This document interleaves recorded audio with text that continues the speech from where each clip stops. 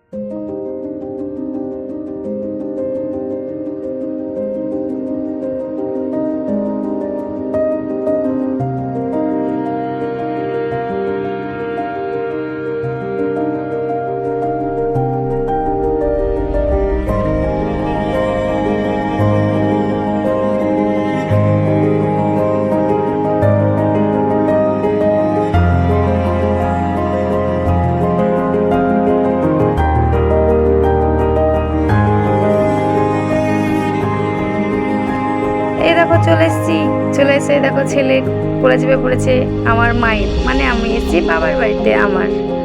দেখো আমাদের একটা আকন্দ গাছ হয়েছে এখানে, আকন্দ গাছটা এই ধুতরা গাছ হয়েছে। ধুতরা গাছটায় কত ফুল হয়েছে, এইটুকু গাছ বললে হবে না, পুরো চাপা চাপা ফুল হয়েছে।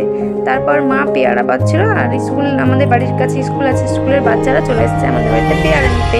তখন মা ওদেরকে পেয়ারা পেরে দিচ্ছিল। দেখো আমাদের এইটুকু গাছ বললে হবে না, আমাদের গাছে কিন্তু প্রচুর পেয়ারা হয়েছে, প্রায় অনেক অনেক পেয়ারা হয়েছে, অনেক পেয়ারা হয়েছে। আর যে যখন আসে সে যখন নিজেরা পেয়ারাগুলো খেতে এত সুন্দর, মানে বলার মতো না। আর আমার ছেলে দেখো ওর মামামের কোলে চেপে আছে, গিয়ে গিয়ে চেপে পড়েছে।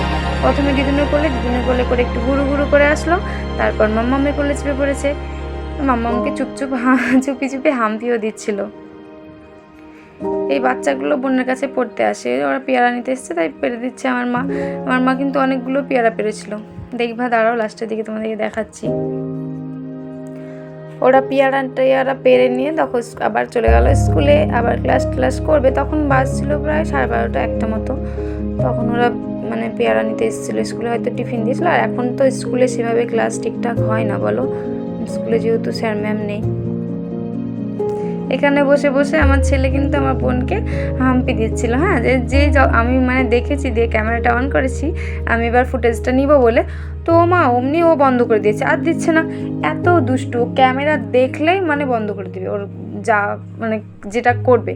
আর তাছাড়া এমনি খুবই দুষ্টুমি করেই যাবে। দেখি আমার বাবা আবার গাওয়াল থেকে চলে এসছে বাড়ি, আর মা দেখো আমার মানে শ্বশুরমশাইয়ের জন্য এই পেয়ারাগুলো পেরে গুছিয়ে দিচ্ছে। কতগুলো পেয়ারা পেরেছি।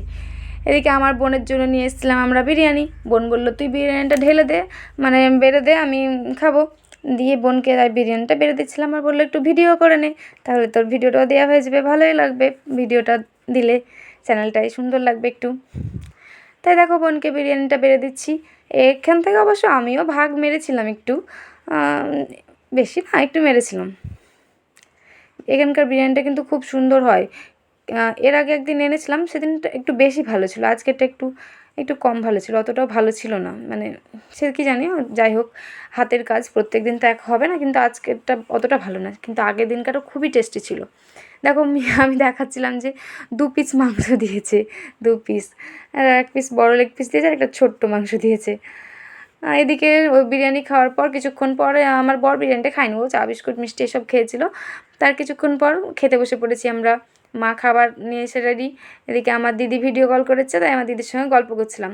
আমার বরকে চা দিয়েছিল, ওই কাপ প্লেটটা চা রেখেছে চা খেয়েও, আর আমার ছেলে কী করেছে, প্লেটটাকে নিয়ে ঠুকে দিয়েছে মেজের সঙ্গে।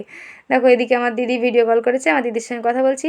আমার দিদিরও একটা চ্যানেল খুলেছে, খুব একটা ভিডিও বানায় তো না, তবে শর্ট রিলস কিছু কিছু দিচ্ছে।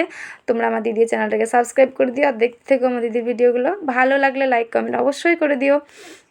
দেখো খাওয়া দাওয়া শেষ করে এবার আমরা আমাদের এক জায়গায় ঘুরতে যাব। মা কী কী রান্না করেছিল সেটা তো বলাই হলো না। মা রান্না করেছিল ভেজ ডাল, আলু পোস্ত দিয়ে আলু ভাজা, শাক আর মাটন, এই রান্না করেছিল। তারপর খাওয়া দাওয়া শেষ করে কিছুটা সময় বসে আমরা চলে গেলাম আমাদের মাঠে।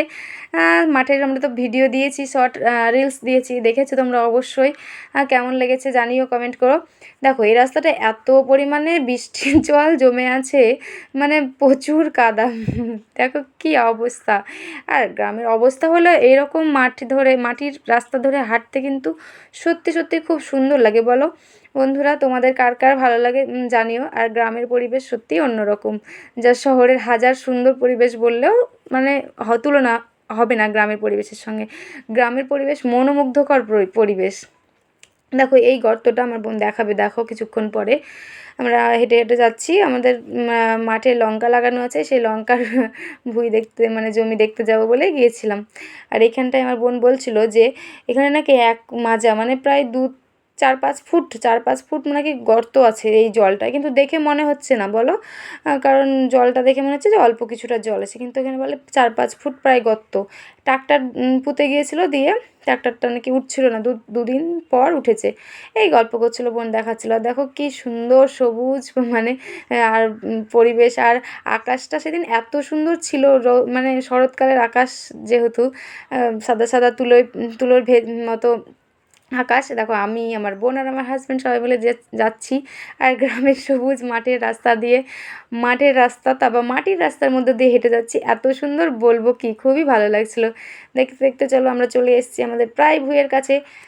এতক্ষণ ধরে যারা এই ভিডিওটা দেখছো, তোমাদের এই গ্রামের সুন্দর পরিবেশটা কেমন লাগলো অবশ্যই কমেন্ট করে জানিও। আর নতুন বন্ধু কেউ যদি আমার ভিডিওটা দেখে থাকো, অবশ্যই আমার চ্যানেলটিকে সাবস্ক্রাইব করে দিও। দেখো এইখানটা অনেকটা উঁচু, ওই উঁচু থেকে নেমে আমি আমাদের জমির মধ্যে নেমে গেছি। লঙ্কা দেখছিলাম গাছে, কোন গাছে কতগুলো লঙ্কা হয়েছে, অনেক লঙ্কা হয়েছিল। কিন্তু বৃষ্টি, এত পরিমাণে বৃষ্টি, যার জন্য ফুল জালি যা আসছে সব নষ্ট হয়ে যাচ্ছে। এরপর সন্ধ্যাবেলায় বাড়ি চলে এসেছিলাম, গিয়েছিলাম সকাল 11টার সময়। আর সন্ধ্যাবেলায় বাড়ি এসে দেখো বেসিন ভর্তি বাসন রেখেই গেছিলাম। সকালে খাওয়া দাওয়া করে সেই সব বাসন গুছিয়ে রেখে গেছিলাম। এছাড়া বাবা ভাত টাত খেয়েছিল, সেই সব বাসনও গুছিয়ে ভিজিয়ে রাখা ছিল। এসে সন্ধ্যাবেলায় বাসনপত্র সব ধুয়ে রাত্রের খাবার রুটি ভেজে ছেলেকে খাইয়ে তারপর ঘুমোতে গেছি। বাড়ি এসেছিলাম 6:30টার সময় বাড়ি এসেছিলাম, সকাল 11টার সময় গিয়ে। ভিডিওটা যারা শেষ পর্যন্ত দেখলে তাদেরকে অসংখ্য অসংখ্য ধন্যবাদ আমার ভিডিওটা দেখার জন্য। একা সংসার হলে সমস্ত কাজ এভাবেই করতে হয়, আর সমস্ত কাজ করে ভালো থাকতে হয়, আনন্দ থাকতে হয়, মানিয়ে নিলে